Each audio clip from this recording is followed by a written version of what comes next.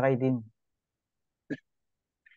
Okay, so for today, we're going to have a discussions, of course, of the foundation of strategic management. No, the foundation of strategic management lies in the process of setting goals, no, crafting strategies, and implementing plans, no, to achieve organizational objectives. At its core, strategic management involves analyzing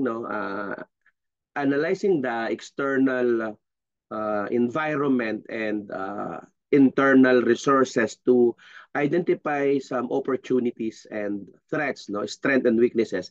And this analysis helps in formulating a strategy that aligns with the organization's missions and objectives. So strategic management also emphasizes the importance of continuous monitoring and evaluation to ensure that strategies remain relevant and effective in a dynamic business landscape. Strategic management emphasizes, no, the role of leadership, no, in guiding the organization towards uh, our, uh, its strategic goals. No? So effective leaders are required, no, to communicate the vision, inspire commitment, no, and facilitate the implementation of strategies throughout the organization. Moreover, strategic management involves making decisions about resource allocation, including financial, human resource, and technological resources to support the chosen strategies. No? Strategic management emphasizes the importance, no, of innovation and adaptation in response to changing market conditions. And syempre, yung competitive pressures, no? So organization must constantly scan the environment for emerging trend and opportunities and be willing to adjust, no, their these strategies accordingly. So collaboration and partnership, no, as what we did right now in China, are also essential in strategic management as organization may need to work with and other entities to leverage complementary resources and capabilities. Strategic management emphasizes the need for agility and flexibility, no, in responding to unexpected challenges like last time, no, we have pandemic, no. Uh, so therefore, no, let's say as a leader, as I mentioned during our introduction or during the discussions, no, that as a leader we need to be flexible enough. So we need to, of course, to use different style of leadership. No? It depends upon to the situation. It depends upon to our employee, no, and so on. So this requires organization to build resilience, no, and develop contingency plan, no, to mitigate risk and size opportunities in a timely manner. So again, strategic management recognizes the importance of ethical, no, and social responsible behavior in achieving long-term sustainability and maintaining stakeholder, no, trust. So this discussion, no, this chapter, no, the foundation of strategic management rests on the systematic process, no, of setting goals, crafting strategies, and implementing plans to achieve organizational objectives. So it again involves analyzing the external environment, leveraging internal resources, and making decisions about resource allocation. I believe, no, effective leadership, innovation, collaboration, agility, and ethical behavior are also crucial component of strategic management. But for us, no, to give more emphasis or discussions or information related to the topic, let us all welcome our presenter. Go ahead. Yes, good evening, ladies and gentlemen. Good evening, Dean. I'm Josh Rodriguez speaking in behalf here in Germany. So I will be starting the report all about the foundation of advanced strategic management. So as what Dean said, parang na-report niya na all of what I'm gonna be reported, no? But I will be going to be delved more on the information regarding about the foundation of the advanced strategic management. So, yes, Ma'am Cherry. Pamute na lang po. Thank you.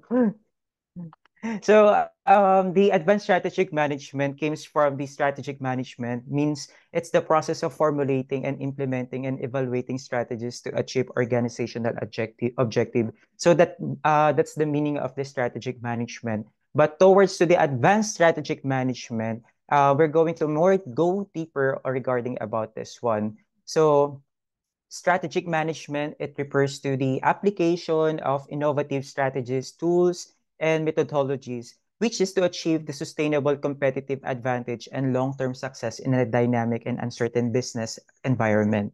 So it involves here the understanding, like what Dean says, the leveraging emerging trends, the technologies, and market dynamics to inform strategic decision that drive the organizational growth and adaptability. Can you please go further, Moira? Miss Moira, please. So, yeah, that's the meaning of that. Go ahead, please. So in advanced strategic management here, it says here the employing more sophisticated tools and technique. This is the use advanced methodologies, frameworks, and the analytical tools to analyze data. So using these analytical tools or the data, we can identify here what is the effective approach to attack this kind of component. Then it includes here also the assessment of risk, wherein during this thing, we can mitigate also the effect of the least bad outcome of certain decision. And it includes also here the mixed strategic decision. This kind of tools may include also the, just one second, please. Advanced statistical models, simulation techniques, scenario planning, and dynamic capabilities. It also says here in the advanced strategic management, we can also here the address the emerging challenges that indicates the proactive approach to identifying and responding to new evolving challenges, and most especially in the business environment. So this include the technological disruption, wherein the changes in the consumer behavior, so yung mga inggitan, so kumbaga hindi nila gusto nilang tapatan yung kung anong ginagawa ng isang bansa. For example, yung Apple tinatapatan ni Samsung. So yung mga trends na ganun, that is also part of the advanced strategic management. And it also involved here the innovation, part of the advancement strategic management, which recognize the importance of the fostering innovation, where this innovation is also known as the key driver of competitive advantage. So the advanced strategic management, nagkikreate siya ng culture of innovation for exploring business models, yung business models dito. And then they are trying to emerge the technologies to stay ahead of the curve. So example natin dito is katulad kanina si Samsung and Apple. So dati si Apple kasi is very famous talaga regarding about the camera and everything. But this Samsung made from Korea is, wait lang Moira, Miss Moira, thank you. Trying to evolve regarding about the camera. So ngayon nag-evolve siya. Yung camera ngayon ni Samsung, which is the latest one, is the Samsung S24 Ultra, which is 100 times ultra na siya talaga. In compare mo doon sa before na Samsung, na medyo nalileft behind si Apple. Pero si Apple kasi mas maganda pa rin siya dahil nga very practical siya. So very ano din siya, maganda siya pa sa paggamit sa mga documents and everything. And lastly, second to the last is also in advanced strategic management, it includes the global dynamics. So in global dynamics, it acknowledges the interconnectedness of markets and the impact of global trends. So yung cultural differences on the business operation here is also included. Example, here's Germany, famous dito is the Snapchat and si TikTok. In this kind of strategy, they're considering what is the accepted na culture na pwede dito sa iba't ibang bansa. So in this kind of advanced strategic management, they also consider here the formulating strategies and expanding it into the new markets.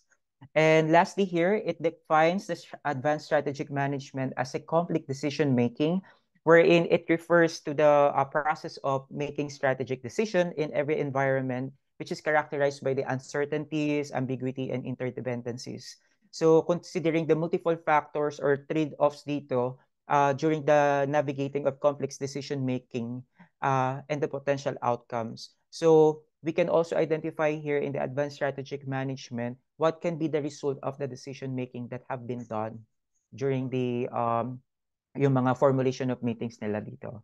So the best example here, please go ahead, is the famous Steve Jobs, which he founded the Apple in 1976. So ano nga ba yung in-apply ni Steve Jobs dito? Go ahead, please. He applied here in his business the analysis, formulation, implementation, and the evaluation. So how does he that he did that one? So si Apple continuously during the analysis, Apple analyzes its internal strengths such as yung brand reputation, yung innovative products, yung strong position niya, and external opportunities and threats in the market trends and the competition and the technological advancement.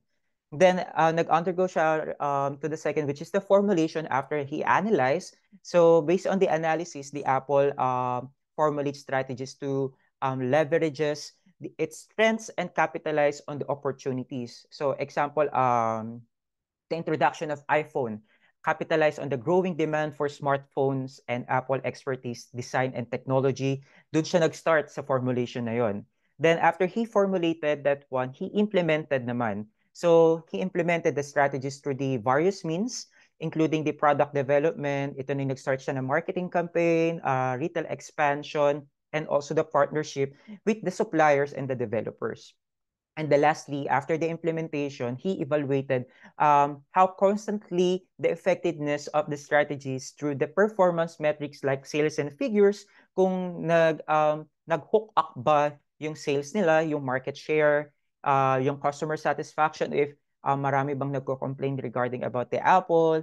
Kasi yung mga previous Apple, hindi naman siya ganun talaga ka-perfect. Meron yung mga Apple talaga na mabilis na mag-overheat, di ba? So it's really important, sabi nga nila, 'di ba, customer opinion or yung pinaka comment nila doon sa ano na yon, sa isang product na yun, is one of the most important sa isang market. And definitely they also look for the financial performance, which the strategies accordingly mag-a-adjust talaga sila doon sa objectives na yon. So please go ahead. So what is the importance of this kind of topic? So nowadays kasi, it's changing rapidly, the interconnected world, wherein the advanced strategic management is essential for organizations to thrive amidst uncertainties, disruption, and competition. So it helps the organization anticipate and respond effectively to the evolving market trends, wherein the customer preferences, the regulatory changes, and technological advancement is one of the most imperative also in today's society na kailangan natin i-focus during at this topic of advanced strategic management. So one of the example of this is, imagine the company that makes a smartphones application. By using this strategic management, they keep an eye on what's happening in the market. For instance, they more like more people are interested on the health apps. So this company will going to make an application where the people were gonna be stay healthy. Example, diet, some exercises. So katulad ko dito, wala kaming gym dito. So we are really fond doon sa mga application kung saan pwede kami makapag-training lang sa bahay using the application and the cellphone. So yun yung mga strategic management, bakit ko ba kailangan bilhin tong cellphone na to. So they also pay, some of them, they also pay from the customer attentions, like customers want. Example, they are worrying about the privacy. The company makes sure that their apps are secure and don't misuse personal information there.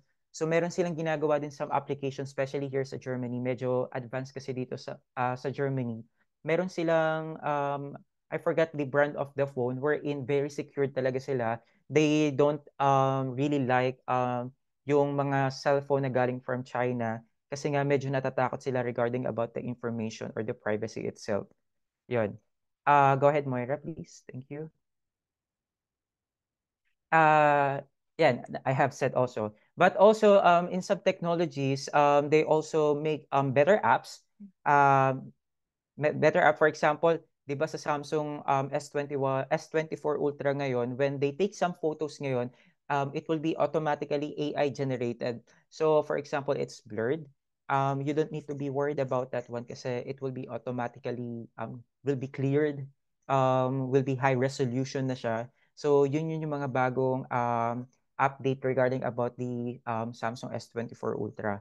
So up to now, nagbabangayan talaga yung mga gadgets like ngayon dahil dito sa tindi ng strategic management nila. Yun nga lang medyo advanced ngayon si Korea regarding about their strategic management regarding about their product, which is the Samsung. Let's go ahead for the overview of the advanced strategic management. So like what Dean have said a while ago, the business or the company, go ahead, please. um, Composed of the vision and mission, the environmental analysis, the SWOT, yeah, please stop. And SWOT analysis, it also include here the strategy formulation, the strategy implementation, strategic control and evaluation, strategic review and adaptation. So let's start with the vision and mission. So it says here, the process begins with defining the organization's vision, which articulates its long-term aspiration and desired future state. So the mission statement outlines also the organization purpose, course and values, and the primary objectives that providing the framework of strategic and decision making. So under with this is also the environmental analysis. The environmental analysis, the organization conduct a comprehensive analysis during this analysis of the internal and external environment to identify also the opportunities and threats. So in this part, this includes the assessing factors such as the market trends, the competitive dynamics, the technological advancement, regulatory changes, and the socioeconomic trends. So it also include here the SWOT analysis, where it means the strength, the weakness, and the opportunities and the threats. So during the SWOT analysis, it analyzes or helps the organization to understand their um, internal capabilities and vulnerabilities, as well as the external factors that may impact their strategic direction. So dito papasok yung mga foreseeable and unforeseeable crisis na kailangan dapat i-include during the analysis. And number 4 is the strategy formulation, where it's defined as the insights and gain from the environmental analysis, which is and SWOT analysis, which organizations formulate strategies to achieve their objectives. So during this time, it involves the identifying the strategic goals, papasok si goals dito, yung determining the most appropriate courses of action, and the resources kung paano gagawin siyang effectively, kung paano siya i-allocate doon. Go ahead, please. During this overview, it also include the strategic, I think that, yes, that's right, strategy implementation, which once strategies are formulated, they need to be implemented effectively.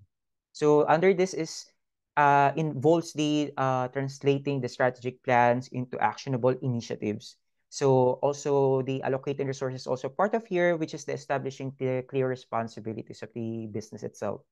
And definitely, it should be aligning in the organization structure, process, and systems with the strategic objectives. Baka naman kasi nag-misalign na rin naman siya. So here, kailangan talaga siyang i-analyze in the strategy implementation. So dapat papasok dito talaga yung core values ng company or the business.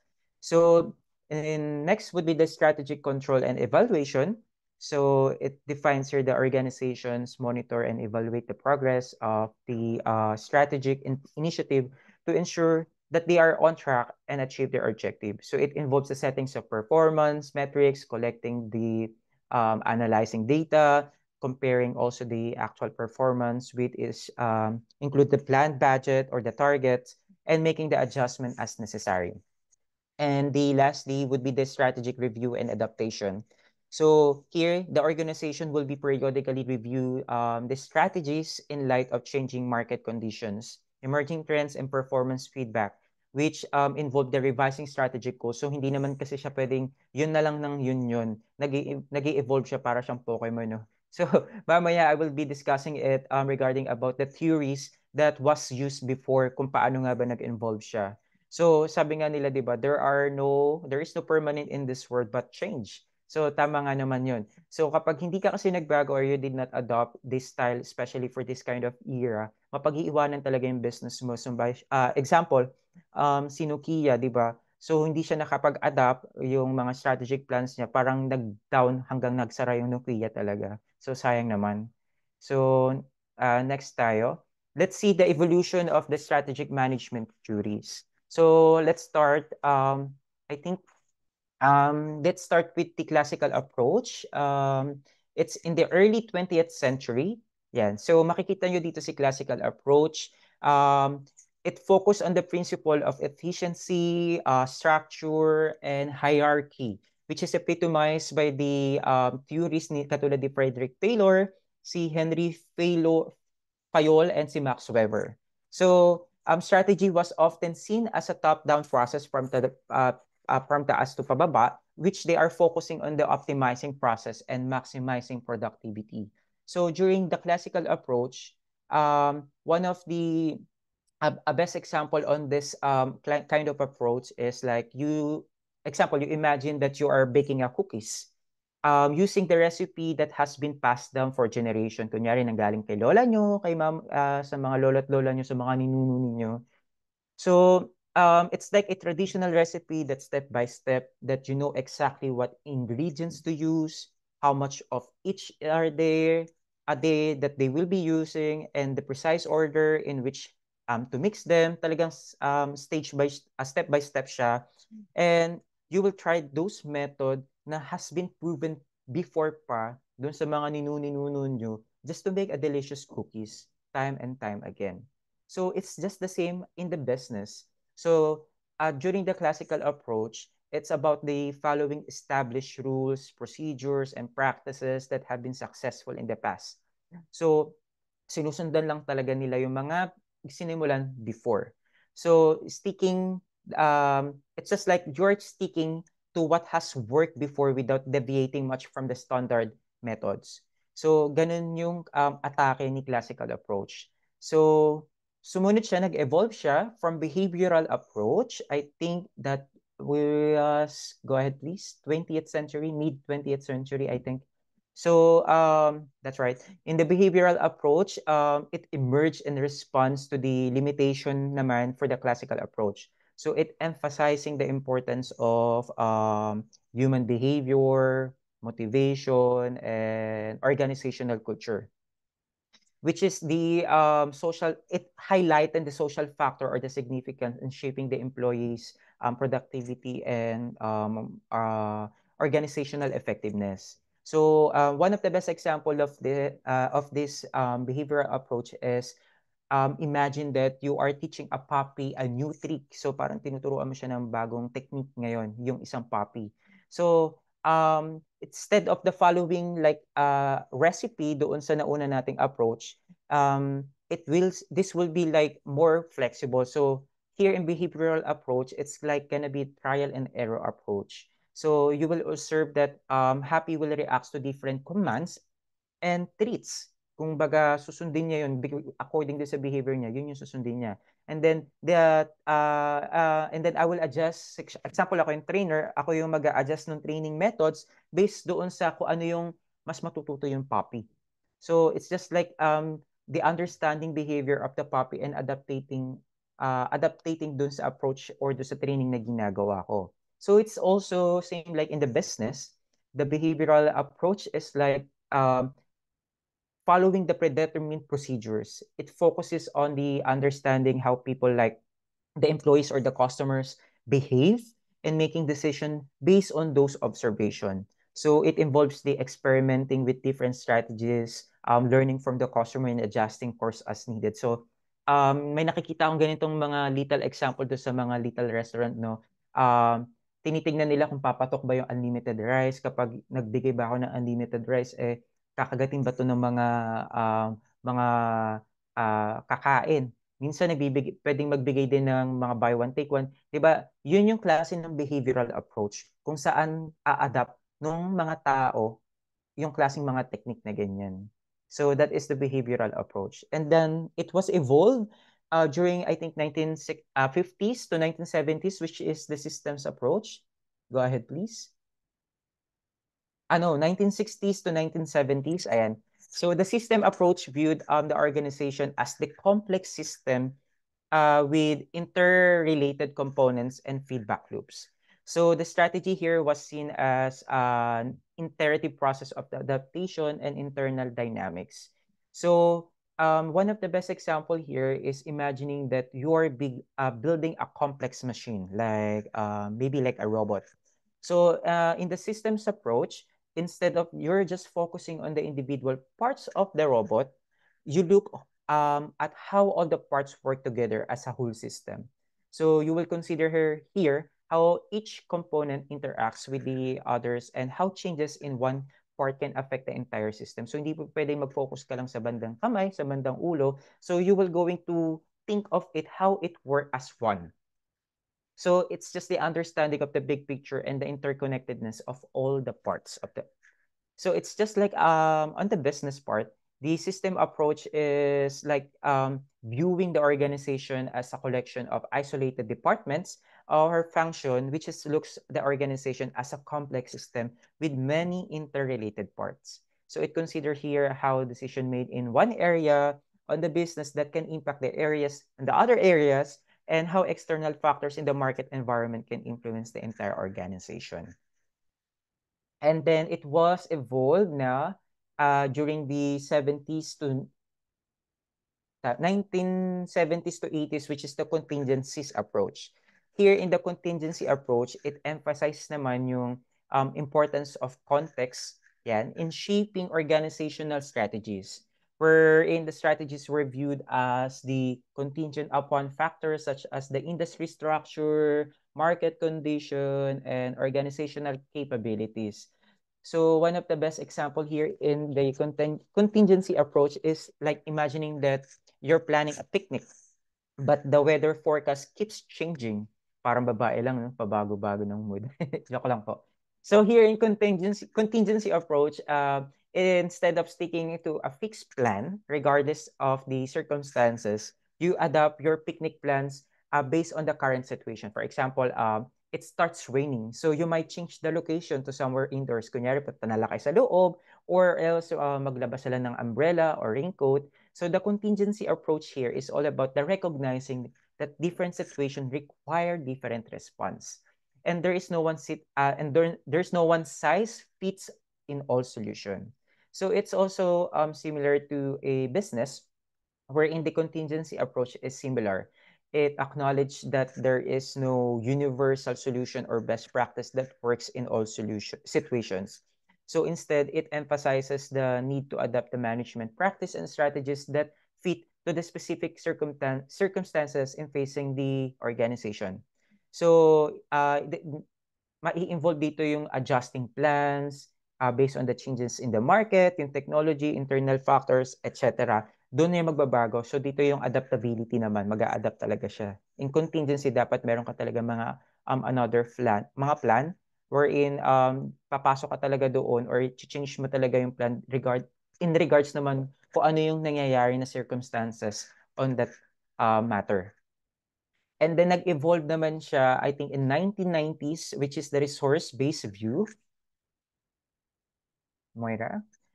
Regarding about the resource-based view, it shifted naman from focus towards to internal resources and capabilities as a source of competitive advantage.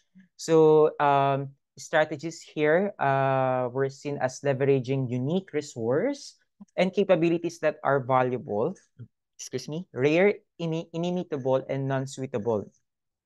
So yung organize, yung makikita mo dyan yung VRIO. Yung value, meaning ng VRIO resources is the valuable, rare, inimitable, and organized. So imagine mo na you are building a castle out of Lego blocks, yung normal na Lego natin.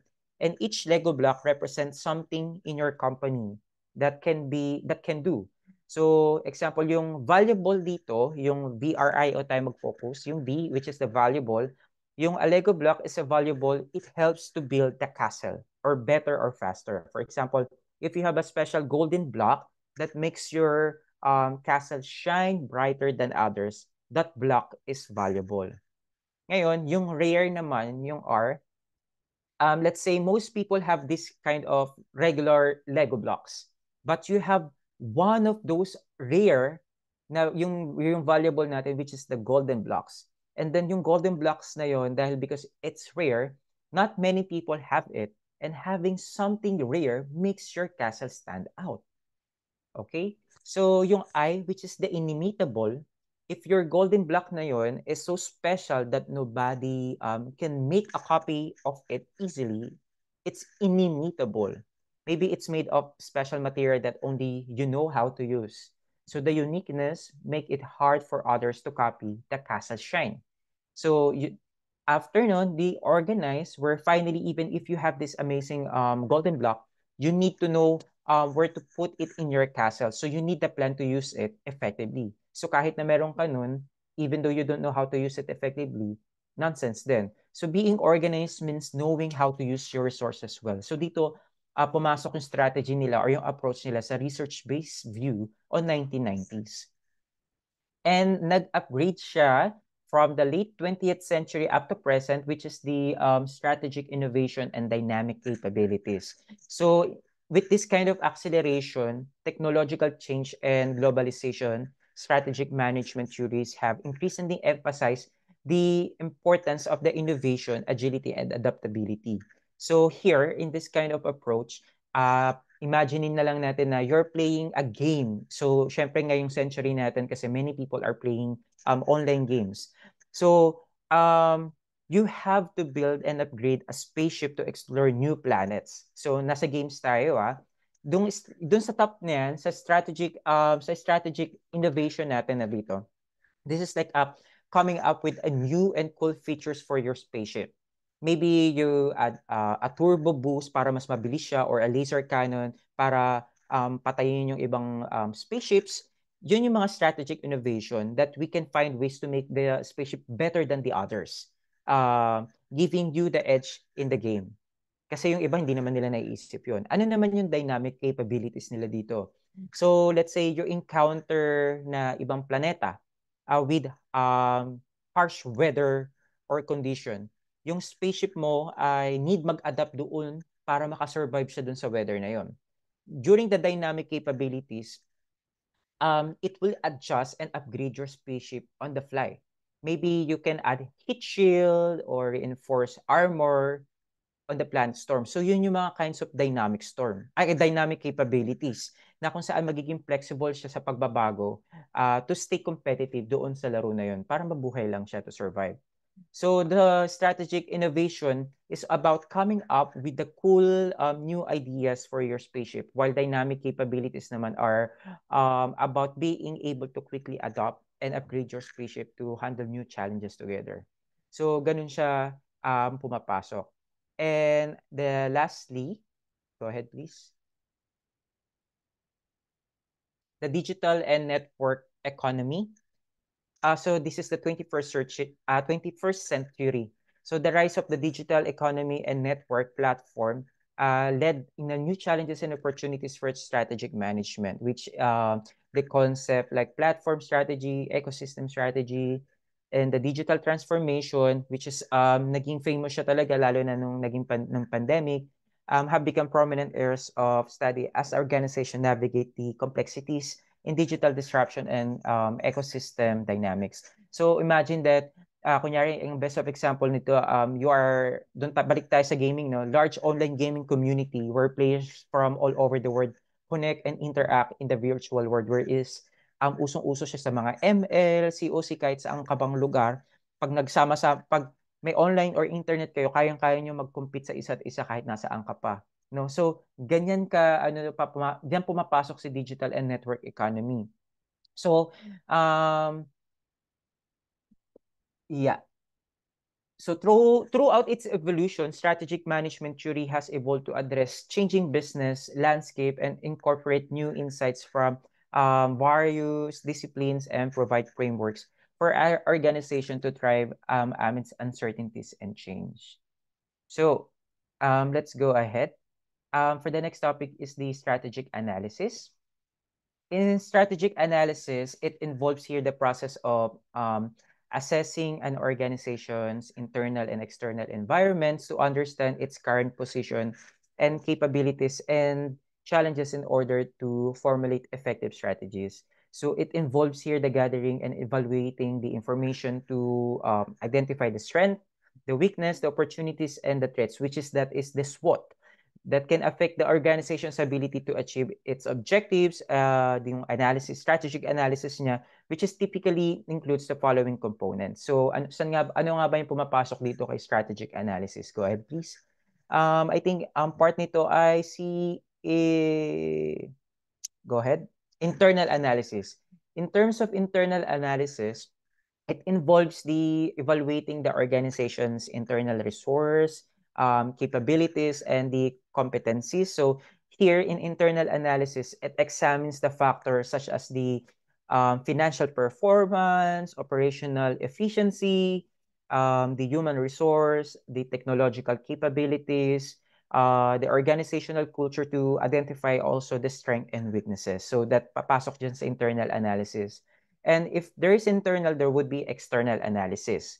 And external analysis, it defines here that it focuses on the assessing the broader business environment in which the organization operates. So it involves naman here the analyzing factors such as the market trends, yung lahat ng nasa labas, yung competitive dynamics, yung regulatory changes, yung economic condition, yung technological advancement and social trends to identify the opportunities and some threats or challenges naman.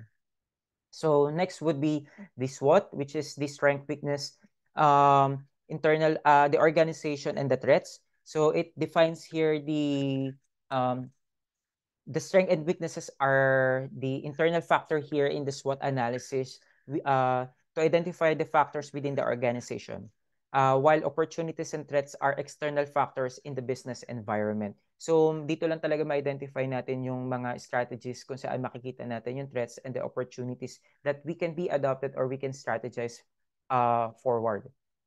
So under this would be the competitor analysis also, which defines as the involving the evaluating or the strategies and the capabilities and performance in the industry. So it helps here to identify the competitive advantages and vulnerabilities in benchmark of the organization's performance against competitors and anticipate competitive action. So papasok siya dito. And then the last would be the market analysis, which is defines here the characteristic and the dynamics of the target markets in which the organization operates. So it includes here the assessing of the market size, the growth potential, the customer needs, the preferences, segmentation, trends to identify the opportunities for growth and market positioning. So, yung market analysis kasi is napaka-important niya lalo na yung mga satisfaction talaga ng mga consumer. Okay? Next. Meron pa pala, sorry. The strategic options evaluation. So, based on the findings of the analysis, strategic options are evaluated to determine the most viable courses of action to achieving the organization's objectives. So I think it involves here the assessing of the feasibility, attractiveness, and the potential risks associated with different strategic alternatives. Yung mga pumapasok dito yung mga alternative strategies na kung saan yung sa mga unforeseeable na hindi natin nakikita doon, dito papasok yon. And then i-evaluate nila ngayon yung mga different kinds of analysis na to para make sure lang na maging effective siya sa market. Go ahead. So in terms of external environment analysis, go ahead. So it is a critical component of strategic management in helping organization and factors that forces outside the control that can influence their operations and performance into common frameworks for external environment analysis. So dito na papasok si PESTEL. So ano nga ba yung rationale nito ni PESTEL, na PESTL? Go ahead please. Si PESTEL is defined as the political factors sa P. Letter E is the economic, tama? And S is social, T is for technological, environmental yung E, and then the legal factors. So in terms of political factors, this is includes the government policies, regulations, political stability, and the international relations that can impact the business operation and decision making. So in terms of economic factors such as the growth, inflation, exchange rates, and the interest rates, which is affect the consumer naman in purchasing the power or the demand for goods and services and overall business performance. In social factors, it encompasses the demographic trends, the cultural norms, lifestyle changes, and societal values that may influence the consumer behavior and market demand and in business opportunities.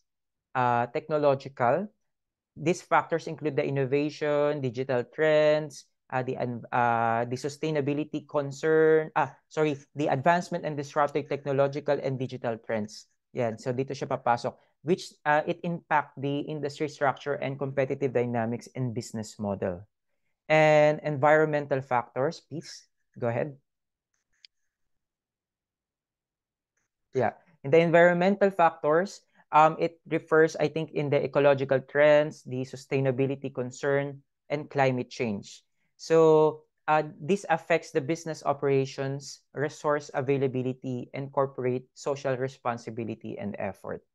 And the last D is the legal factors, which is comprise the laws, regulations, the compliance, and the requirements, which is the organization must to comply with. So let's go to the industry analysis.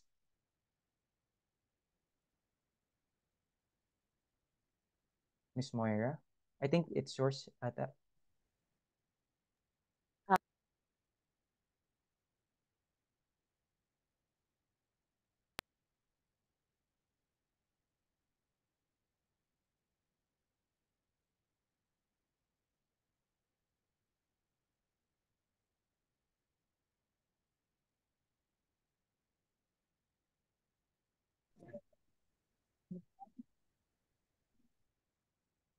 Hello. Yeah, go ahead. Okay. Hi, good morning, everyone. Good morning, Doc Mello and fellow classmates. So I'll be discussing the internal analysis. So internal analysis, it's a crucial process of a Yung PowerPoint, please. yes, introduction. So okay, internal analysis, it's a process of strategic management. It involves examining the organizational internal components such as resources, assets, and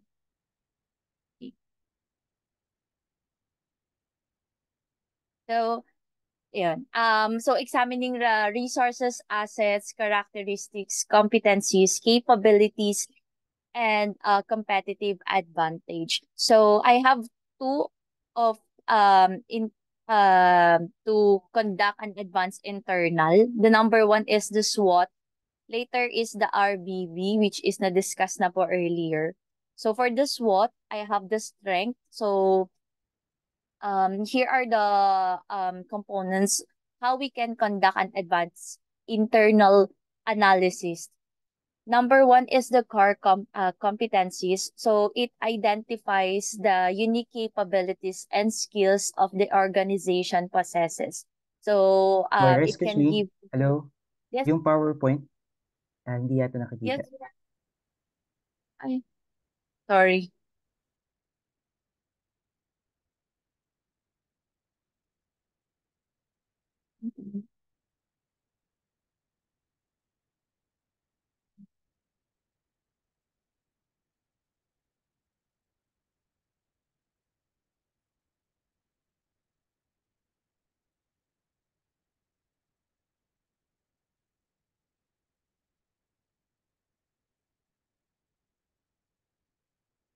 Sorry for that.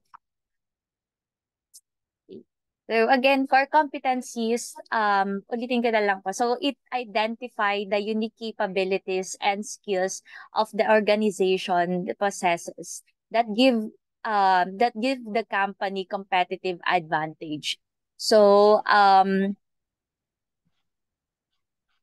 So when we say core competencies, it refers to the unique strengths, capabilities, and advantage that differentiate it from the other competitors. Halimbawa nito is yung mga unique amenities no sa mga hotel industry, unique amenities, facilities, and yung mga innovative technologies natin nga ngayon we can do mobile check-in, and then meron na tayong mga keyless entry system. Next one is the resource base. So yung resource base, it assess the organization's tangible and intangible resources such as the financial assets, intellectual property, and strategic partnerships. Halimbawa naman nito is yung capital natin, no, yung mga staff natin that is skilled and knowledgeable, and we can also provide training and development programs for them. Next is the organizational culture.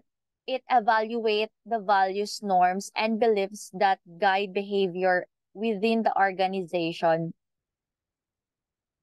So a strong positive culture can be a significant strength. Halimbawa ng mga organizational structure natin is yung mga yung CEO natin, which they provide the overall strategic direction for the company. So they play crucial role for the company. And also aside from the CEO, we have the COO, the operating officers. So they oversees the day-to-day, sila yung nagmamaning no ng mga day-to-day basis operation ng isang company. Even the financial officers which handle the financial of the company, and even yung mga housekeeping sa mga hotel industry. I am giving an example sa hotel industry since I am working in a hotel industry. So even yung mga housekeeping na nagme-maintain ng cleanliness ng isang hotel, no. So they can be the strengths of the company. Next is the innovative capacity. So innovation capacity, it's considered the organization's ability to innovate and adapt to changing market conditions. So for the innovative, the example of this is yung mga smart room technology implementing natin, no? Yung mga internet, yung mga, meron na tayo mga voice-activated assistants, meron na ding mga smart sensor, yung even the faucet, meron, before we have to, touch the faucet itself para lang lumabas yung tubig. So, since nagkaroon ng pandemic, meron na tayong mga sensors, so we don't have to touch that na. Next is the operational efficiency. So which is analyze the organization's efficiency in processes and operations. So this could involve the cost advantage, economies of scale, and the superior supply chain management. Example here is yung PMS. In a hotel industry, we call it the property management system, no? Which is it utilize automatically assign room, no? Meron lang isang system na you just have to put the information of the guest, and then automatically give the specific rooms na need ng guest. And then next is yung mga inventory management software that they can track and control the supplies, mga linens and amenities. Next is the weaknesses. Part of the SWOT is the weaknesses. First is the internal processes, no? So it identified the areas where your organization may be lacking efficiency and effectiveness. So this could be outdated technology, systems, and what else?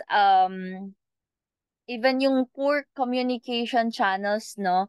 So, for example, is yung employee natin, they can be our weaknesses also, no? Paano nga ba when they are demotivated in their work? So, employees may feel overwhelmed by the work, no? So, yung dami ng trabaho nila, halimbawa sa receptionist, ang work lang nila is to handle reservation pero pinag-serve mo sa isang outlet. So, they can be the weaknesses of a company.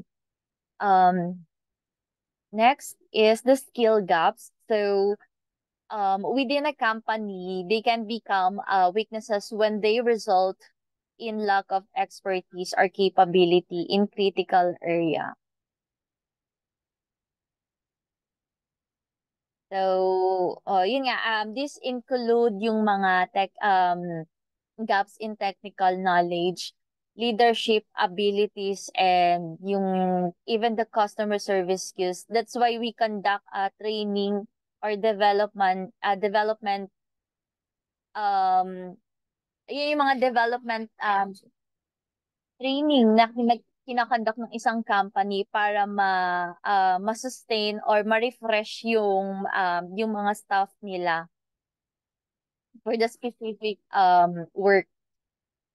Next is the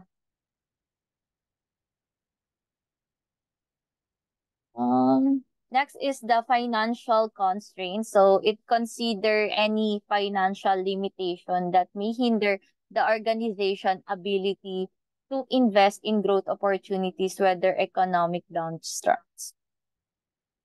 Next is the reputation issues. So it evaluate any negative perceptions or reputational damage of a organizational that may have incurred. So this include yung mga past scandals, customer complaints or legal issues. Halimbawa yung mga companies na merong halimbawa yung for example, BDO, their online is not that okay. Madalas sila yung down yung system nila such as like that.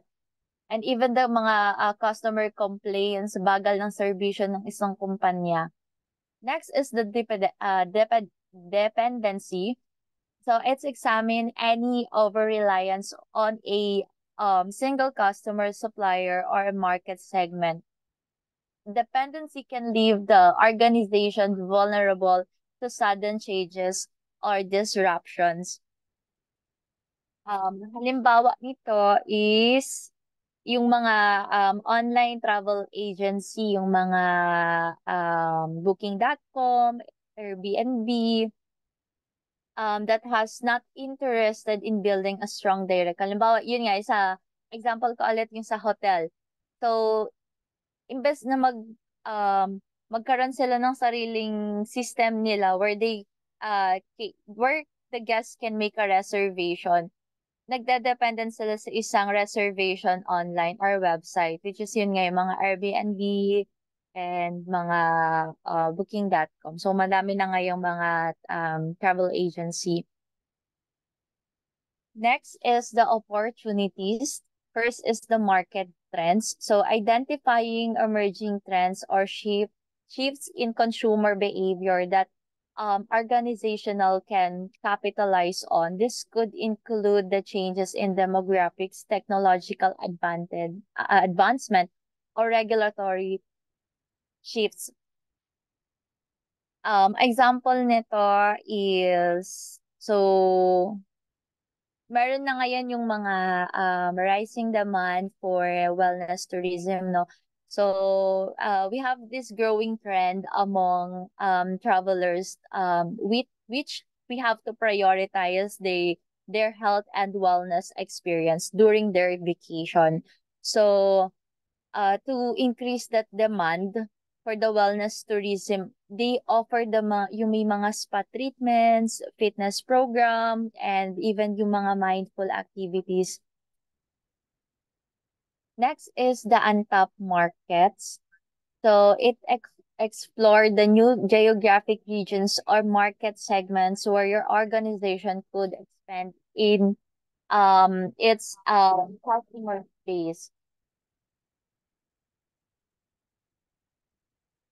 Next is the strategic alliances. So strategic alliances look for opportunities um to, to form partnership or alliance with other organization to leverage complementary strengths and resources. Example ko nung strategic alliances is yung sa work ko ngayon, which is sa Soler. Yesterday they announced na magkakaroon ng partnership with the QCU. So they are building another building sa Quezon City University for the AHRM, and then their student can during their part of their activities is mag-OJT sila sa Soler, and then it's ang sabi there is no salary pero magkakaroon um ng allowance sa mga estudyante. So ang target market kasi ng Soler is the Quezon City, which we call Q-Citizen. So yung mga nakatira sa mga Quezon City, lalong-lalo na yung mga estudyante, no? So instead na pumunta pa sa malayo yung mga nag-OJT kasi before sa mga hotel nanggagaling pa sa malalayo kasi dito sa Quezon City pili lang yung mga school na meron. So now public we do have na. Next is the product service and innovation. So this one is consider ways to innovate your products or services to meet the evolving customer needs to differentiate yourself from the competitors. So ano ba yung pinagkaiba mo doon sa iba pang mga competitors mo? Next is the mergers and acquisitions. So it assesses the opportunities for strategic acquisitions or mergers that could enhance the organization's capabilities or market positions. Next is the threat. So for the threat, we have the competitive landscape. Okay, so to analyze the intensity of competition within the industry and the threat posed by the new entrants, so becomes the competitive landscape becomes a threat when it becomes crowded with the competitors offering the same or similar product. Imagine isang maliit na ng lungsod na meron lang iilang mga hotel caterings, with the local tourists. So overdue to increase the tourism and investment opportunity. So yun yung nagiging dahilan kung bakit nagiging threat siya sa isang kumpanya, yung crowded mismo. So, halimbawa nito is yung kapag nagkaroon ka ng yun nga pag nagkaroon ng sa isang maliit na lungsod, nagkaroon ng iilan lang na mga hotel caterings, yung mga pwede nilang um maharap na mga threat is yung pwedeng price competition, yung mga occupancy challenges, yung customer loyalty, and even the service quality. Next is the economic factors. So it consider yung mga inflation, recession, or currency fluctuations that could impact the organization's profitability and growth aspect.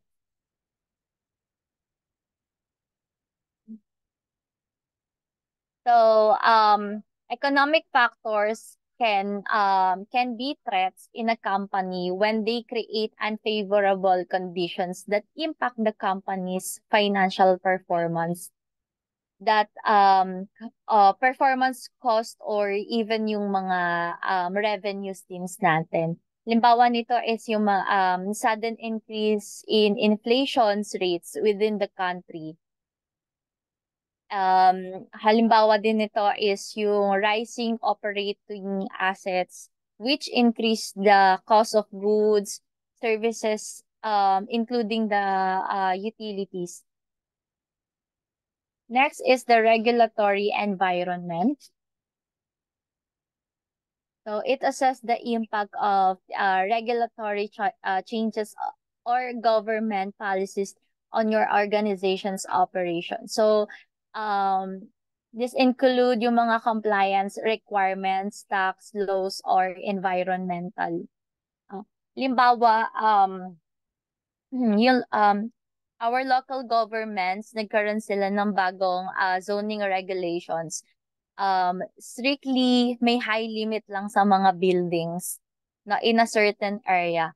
So, yung company na dapat magtatayo dun sa certain area na yon, they have to construct again their planning. So, magkakaroon na ng mga project delay, increase ng cost, kasi they will be needing to redesign the company structures. So, yun yung mga nagiging threats. Next is the technological disruption. So, it evaluate the threat posed by technological advancement that could render your products or services or disrupt your industry. So, technological disruption can be a threat to a company when new technologies render its existing products or services. So imagine that yung mga manufacture traditional films cameras. So when digital cameras were introduced, they initially seem like a niche market or a target market. So, however, as a digital technology improved, so digital cameras became more affordable and offered a better quality nowadays. Even the phone, yung kaninang example ni Sir Josh, no, yung mga phones natin, no, very high tech na tayo ngayon. So kung hindi if we did kung hindi natin i-advance yung technology natin sa company, it can be a threat to our company. Simply as that. Next is the supply chain disruption.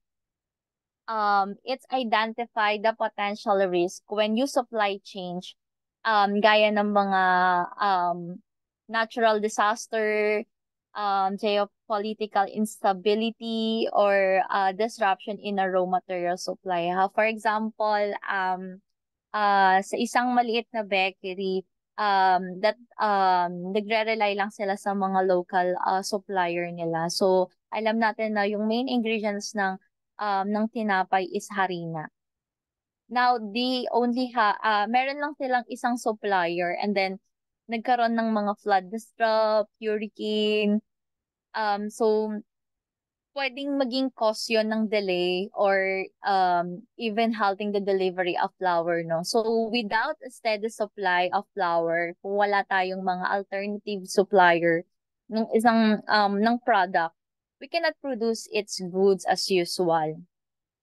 So, pag hindi nagkaroon ng alternative yung suppliers, hindi sila nakapagplano ahead of time. It may face financial losses or damage their reputation kasi hindi nila nabigay yung kailangan ng target market nila.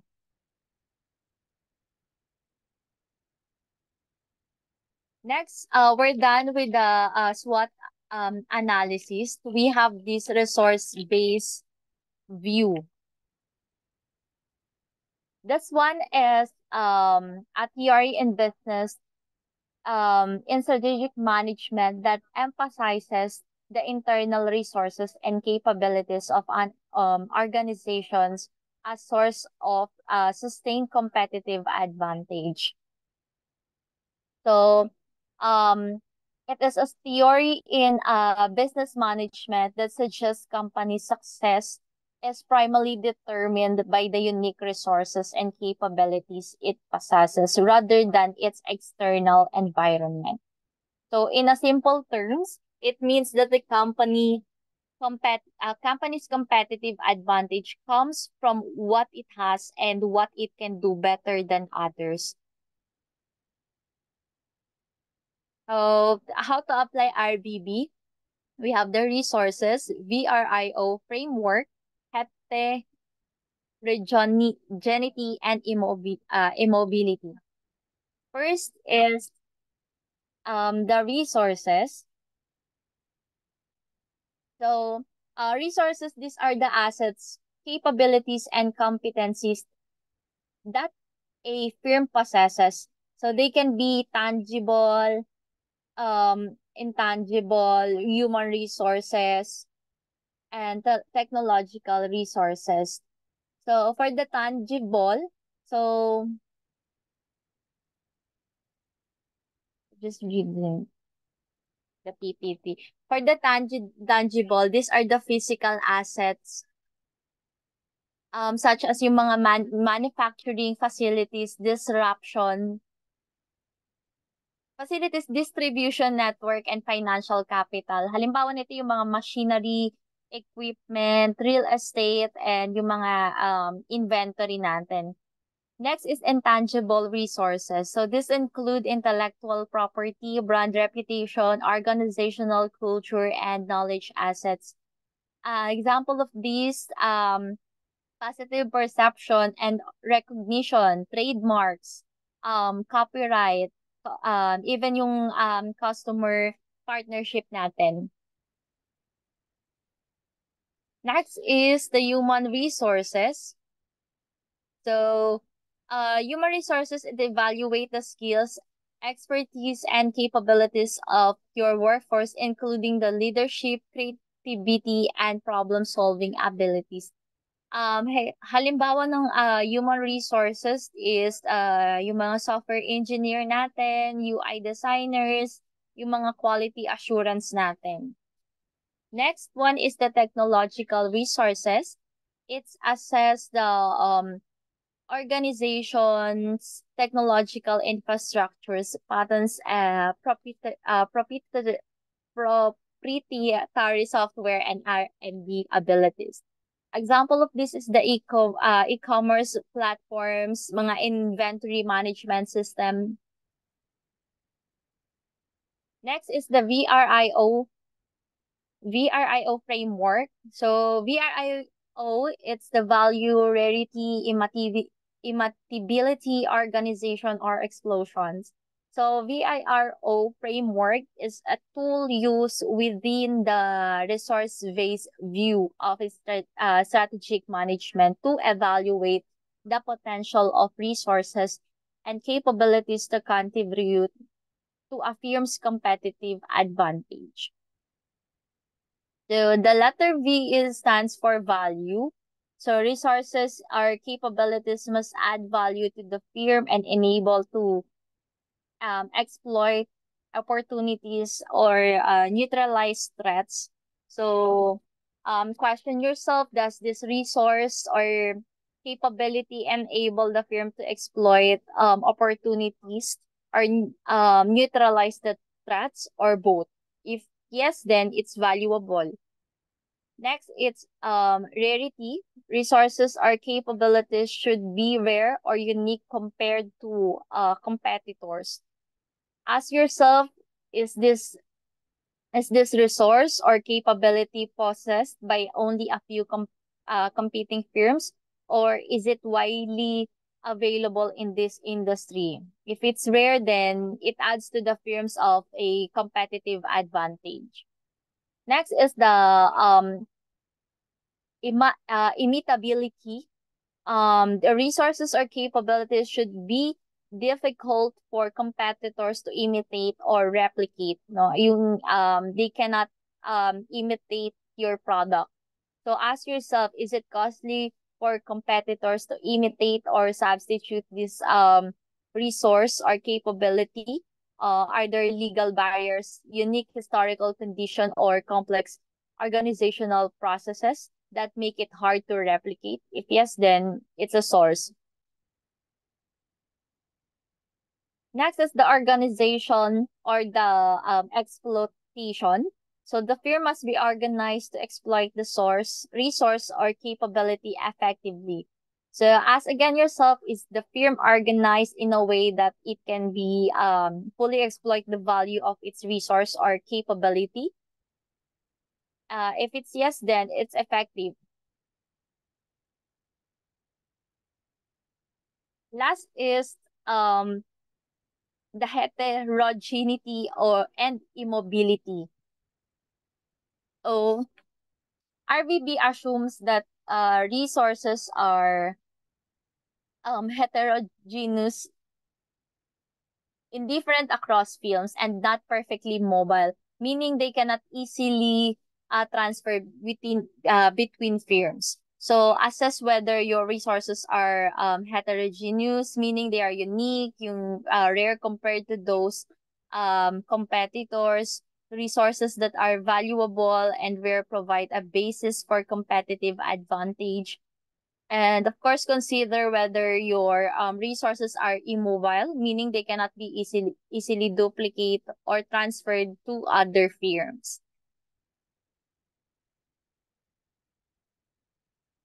Next is the competitive advantage.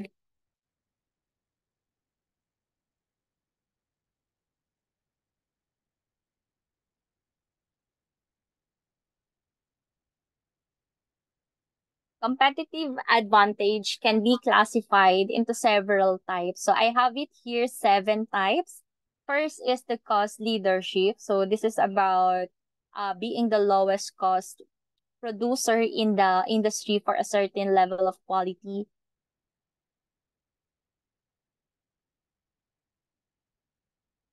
Next is the differentiation.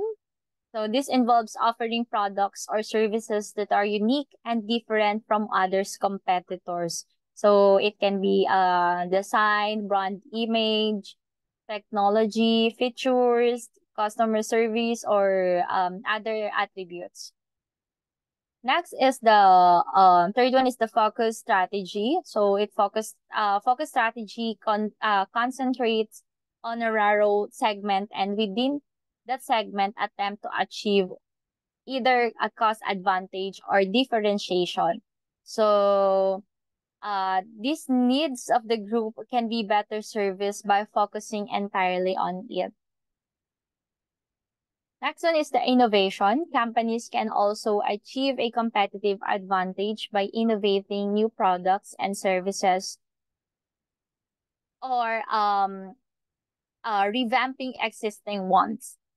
Next is the operational effectiveness, being able to outperform competitors in terms of operations, leading to a faster delivery, better customer services, or even a higher quality of goods. Next is the brand. Sorry. Next is done na pala, operational effectiveness. Next is the brand. So, brand is a strong brand that can be a significant competitive advantage as it creates customers' loyalty and allows us for a premier pricing. Lastly is the sustainability. Developing green businesses practices can attract customers who are concerned about the environment and therefore can be a competitive advantage. So each of type competitive advantage can provide a different path to success in the marketplace. So depending on a company resources, capabilities, and strategic goals.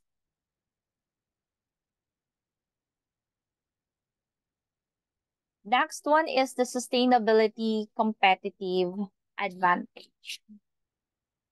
So this is the VRIO that I have discussed earlier. earlier, value creation, it must offer a value that customer appreciate and are willing to pay for it. No, yung value ng product na binibenta natin. Rarity, the advantage must be unique or rare among current and among our competitors. Next is inimitability. It should be difficult or costly for competitors to imitate. Next is the organization. The company must be organized to exploit these resources effectively. So, example includes strong brand identity, unique culture, supply chain management. Achieving this requires a deep understanding of the market continues. No, means having something that sets your company apart from the competitors in a way that is long-lasting, pangmatagalan, and difficult for others to replicate. So it's like having a special ingredient in a business to make your business successful and keep it that way over time. That's it po. Thank you.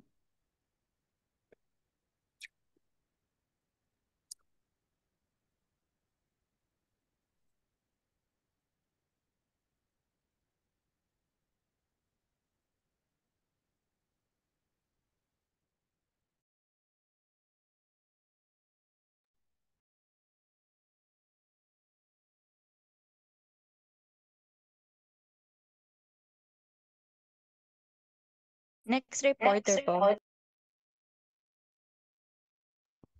Sir Lee? Yes, Dean, should we proceed to module number 2? Just for a while. Let me share my screen.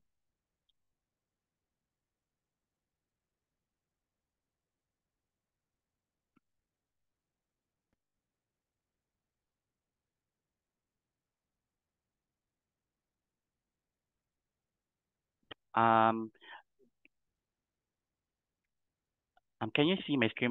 Can you see my PowerPoint? Can you tell me what's showing on the screen? Yes, sir, but kalahati lang siya. Kalahati lang siya, okay. Okay.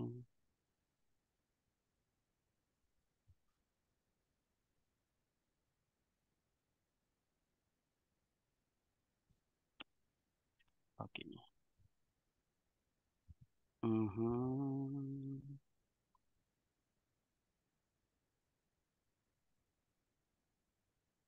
So,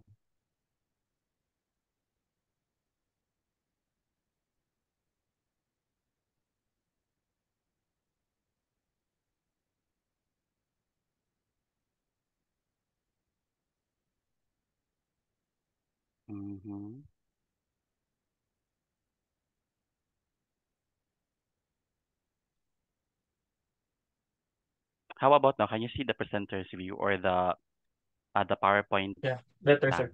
All good. Okay, thank you. Good morning. Good morning, Dean. Maayong buntag o magandang umaga sa aking mga kaklase. So, we are now in module 2, which is strategic formulation. So the topics that I'll be covering for this morning, as early as now, we are going to talk about business level strategy, but I'm going also to give an introduction about strategic formulation. So business level is strategy, and under that, based on the module that Dean gave to us, we are also going to talk about differentiation and cost leadership, integration strategies, vertical, horizontal. Sorry for that. Sorry, horizontal yan siya. And in the by the way, in this module, there are 3 reporters. I myself, Lee Royo. The next one will be Niza Balbas and Sir Steve later on. So, as an introduction to strategic formulation, strategic formulation is an analytical process of selection of the best suitable course of action to meet the organizational objectives and vision. It is one of the steps of the strategic management process. The strategic plan allows an organization to examine its resources, provides a financial plan, and establishes the most appropriate action plan for increasing profits. In addition, Strategy formulation entails utilizing existing knowledge to articulate the desired trajectory of a business and the concrete measures required to achieve its objectives. This method is utilized for the allocation of resources, priority, alignment across the entire organization, and validation of business objectives. Developing a successful strategy enables a firm to communicate a unified vision, identify biases, and analyzing the rationale behind objectives and monitor progress using quantifiable key performance. So I have here a simple illustration of the strategic management process. So based on the in the previous discussion, it was carefully and thoroughly discussed by Sir Josh and Ma'am Moira about the environmental scanning. So in the previous discussion, parang as responsible for strategic formulation, parang tayo ay nakapagmasid na sa labas at tayo ay nakapagngilay-ngilay na within our organization. Kung sa Bisaya pa, naniid nami sa gawas, tapos kami pod na malandong na pod mi as an organization inside. So just to recap about that, environmental scanning was in a strategic planning is the process of collecting and analyzing information about the external and internal factors that affect the current and future strategies of a company. The purpose of environmental scanning is to identify the opportunities and threats that arise from the changes in the environment and to make better decisions for planning and management. So as I said, nakapag-ngilay-ngilay na at nakapagmasid na outside. So nag-reflect within and also nag-observe outside of the organization. So who is accountable for the process of developing a strategic plan? So here, right off the bat, we can say that top management, but in collaboration of all the employees within the organization. So the responsible persons for the development of strategic plan are the organizational leaders, such as the CEO and executive team members. However, each employee has a responsibility to execute well-defined strategy aimed at enhancing business productivity and ultimately enticing prospective clients. Using all resources in this modern age, it is imperative in strategic planning to utilize the expertise and case studies of others who have done so in the previous. So dapat mag-aral talaga at we have to maximize all the information later so that we could formulate a very good strategy. To enhance your strategic thinking abilities, enroll in a strategic courses or engage in conversations with individuals in your professional network to learn about their experiences. So, diba, we could observe na meron for executives in the private sector, meron tayong mga courses like Six Sigma, training outside to enhance the skills of the executive, especially at the executive level. Now, 5 strategies to utilize when developing a successful plan for a firm. So first, start with the purpose. Second, consider current events. 3, consider data, case analysis, and trends. Set and effectively communicate goals. Then think of strategy as an ongoing process. So let's try to dissect the 5 strategies to utilize when developing a successful plan. This 5 strategies are taken from the book of Doc Mello. So first, start with the purpose. So here, the gist of this is that you have to ask as an organization, what is the organizational purpose? When setting out to create winning strategy, an organization needs a clear understanding of their mission and core values to solidify your own approach of strategy. So based on the book, there is an example, the Unilever Lipton brand. So According to Kevin Havelock, the president of the Unilever Lipton brand, it started with the feeling that for communities we could do better jobs. It didn't start with a business case. We then said, hang on, how do we bring this to life? If if it is the right thing to do for these people and for the planet, then we should bring it to life for the brands. If the purpose at the center of your strategy is rooted in sustainability or helping others, there is value pursuing the goal, especially if your organization has the competitive advantage of being the first to do it. So here, by starting with the purpose, we are trying to meet purpose and making a profit. The premise of this strategy is that it will be easier to earn profit if we know exactly what is our purpose, what is the purpose of the organization, of the business. Next, consider current events. So in the previous discussion in Module 1, strategic management should be a never-ending process. So it should be adaptable. So it is also emphasized here in one of the strategies. Consider current events. One example here is what L'Oreal, USA, and also what was done also in Europe during the pandemic time, during COVID, so 2020 to 2022. So L'Oreal USA, COVID response included first, pivoting its North American plants to hand sanitizer production, which it provided free of charge to all essential healthcare workers, L'Oreal employees, and partners. Also, they donated $250,000 to Feeding America to support its COVID-19 response fund. Also, L'Oreal donated more than 1 million worth of personal care and hygiene products to feed the children. Also, nag-donate din sila ng surgical and N95 respirator mask. And also, freezing the payments of small businesses in its distribution network that were unable to operate due to the pandemic, such as salons or shortening payment times to its small payments. So those initiatives of L'Oreal during the pandemic times, we can conclude that those are parang expenditure na sila, palabas out, a cash outflow sila. But at that time, they view it as an advantage and to consider the current situation. This response is considered strategic despite ultimately costing the company money. By responding with donations and support, L'Oreal positioned itself as a brand that cares about its communities, vendors, suppliers, employees, and customers. So when the current event shifts from and create new challenges and opportunities, the way organization responds can lay groundwork for its strategy moving forward. So L'Oreal view it as a long-term for the long-term whole.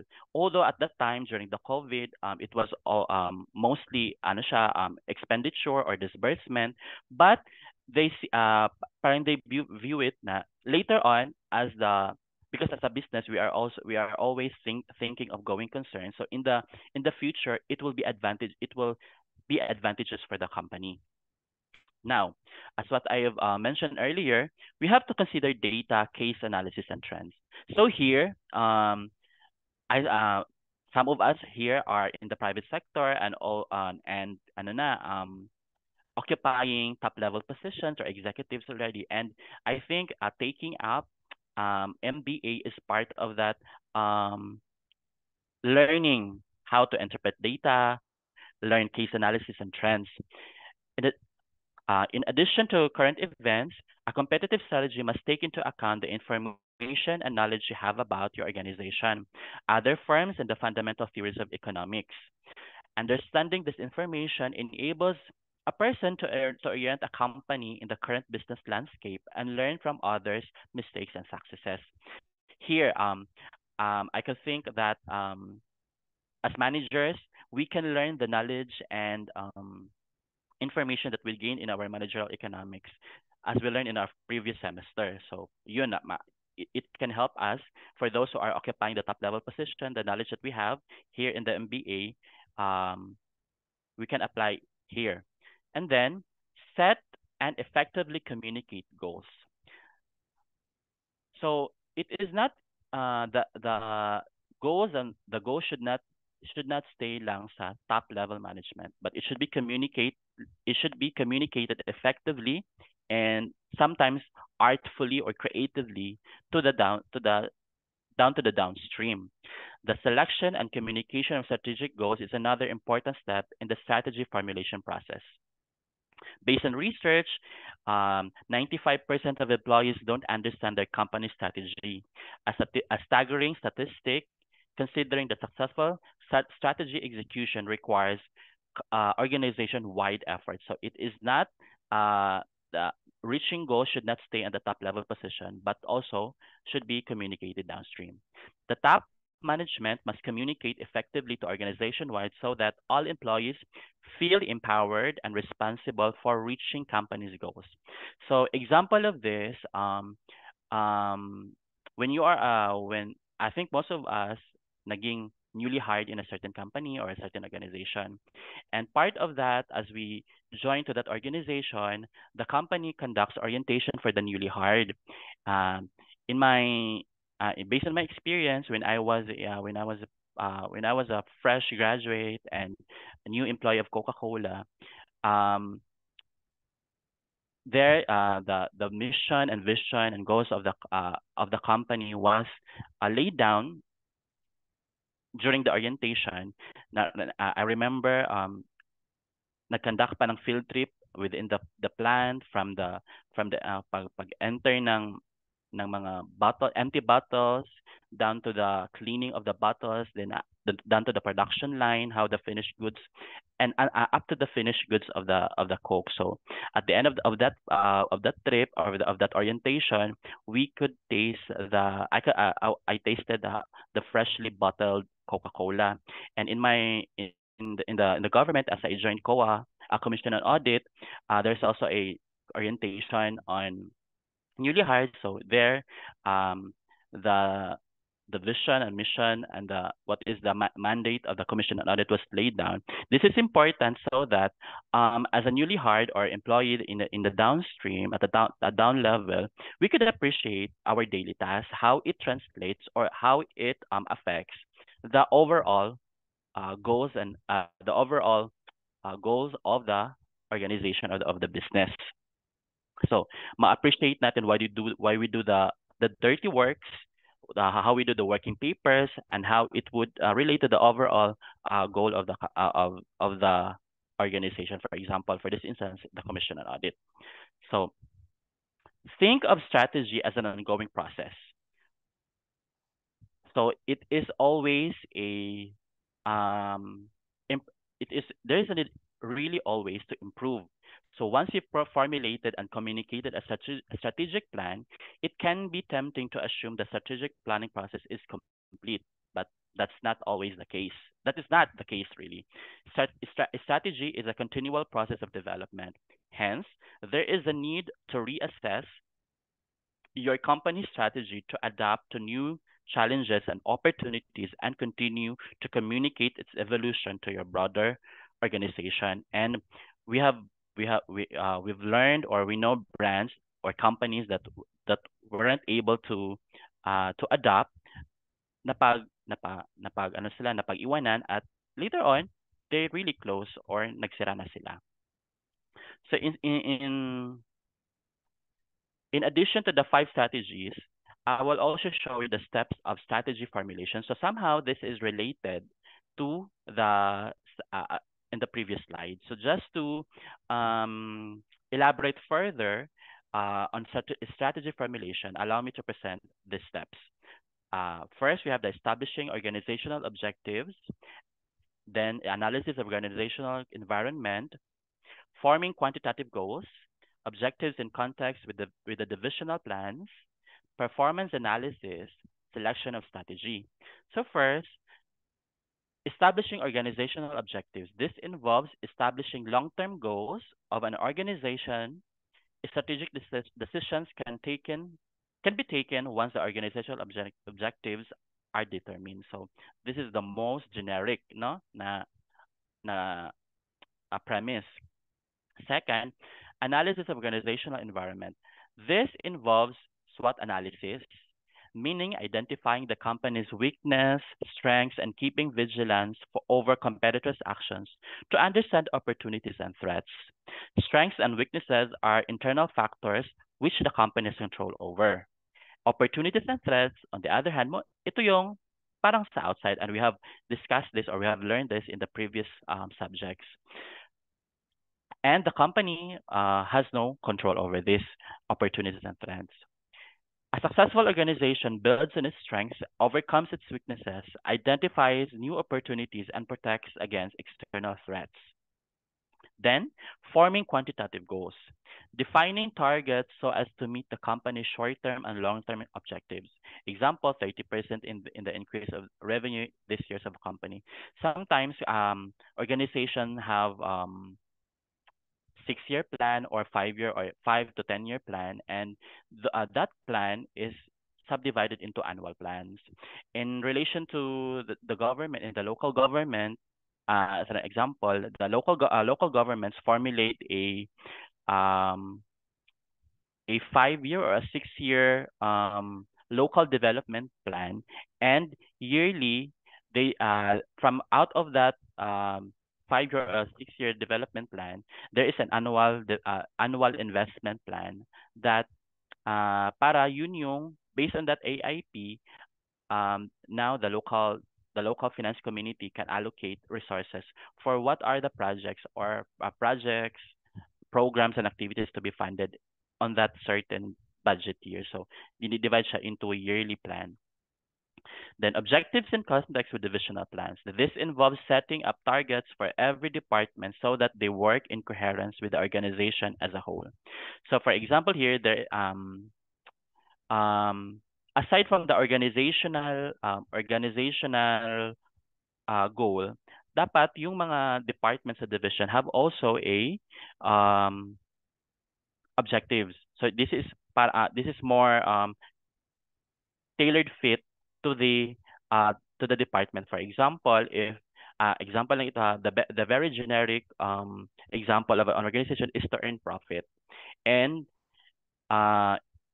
in the finance department, so one of its objectives is to minimize costs so that they could be in line, or they could be supportive to the organizational goals to increase profit by reducing costs, and so that they could earn more profit.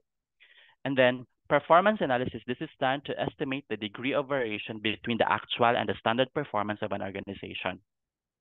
Then number 4, selection of strategy. This is the final step of strategy formulation. It involves evaluation of the alternatives and selection of the best strategy amongst them to be the strategy of the organization. So strategy formulation process is an integral part of strategic management, as it helps in framing effective strategies for the organization to survive and grow in the dynamic business environment. Now, dito na ako yung topic of business level, no? There are 3 levels of strategy formulation. Namely, corporate level, this is at the top, then the business level, ito yung nasa gitna, and then functional level. So allow me to discuss further. Corporate level strategy, this level outlines what you want to achieve: growth, stability, acquisition, or retrenchment. It focuses on what business you are going to enter the market. This level of strategy includes decisions related to overall direction and scope of the organization. So here, sa corporate level, dito natin makikita yung decisions relating to diversification ba, acquisition, and strategic alliances to maximize overall corporate performance. So this rests at the top level. And then business level strategy, which is my topic, this level answers the question of how you are going to compete. It plays a role in those organizations which have smaller units of business and each considered as strategic business unit. So for example, you have you are in a company that in a corporation that has segments. it operates or parang it engages on meron siyang it manufactures vehicles, soft drinks, cigarettes. So in a strategy level management, we could dito tayo magpo-focus so each segment. So for example, as I mentioned, parang business level, so doon as I mentioned, parang meron siyang tatlong segments, no? So it talks about, for example, dun sa segment na nagmama-manufacture ng cars. So, and then functional level strategy. This level concentrates on how an organization is going to grow. It defines daily actions, including allocation of resources to deliver corporate and business level strategies. Functional level strategy deals with the formulation and implementation of strategies to various functional areas within the organization, such as marketing, finance, operation, and human resources. So, as what having the example earlier, so in the segment na in manufacturing cars or vehicle, within that strategic business unit, meron siyang mga different departments, of course. Meron siyang human resources, finance, and also operation. So functional level talks about that, functional level strategy. Now, let's now dig deeper to business level strategy. Business level strategy, it focuses on how a business unit or division positions itself within a specific industry or market segment to gain competitive advantage. Business level plans are developed for strategic business units and pertain to single product market segmentation. It entails determining the competitive stance of a strategic business unit. The creation of company level strategy is grounded in the generic strategies of cost leadership, differentiation, and focus. For instance, your company may opt for a strategy of achieving overall cost leadership in steel business, distinction in tea business, and emphasis in vehicle industry. The leaders of strategic business units and their teams determine the business level strategy, taking into account the unique characteristics of industry in which they operate. So there are types of business level strategies. First, a cost leadership business level strategy, differentiation business level strategy, and business level integration strategy. Cost leadership strategy allows businesses to increase overall efficiency by reducing operational cost. It will enable companies to charge lower prices for their products than their competitors.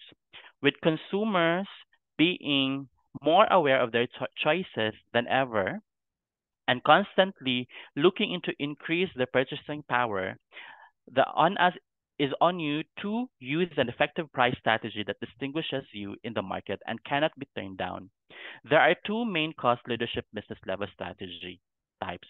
We have the broad cost leadership and the focused cost leadership.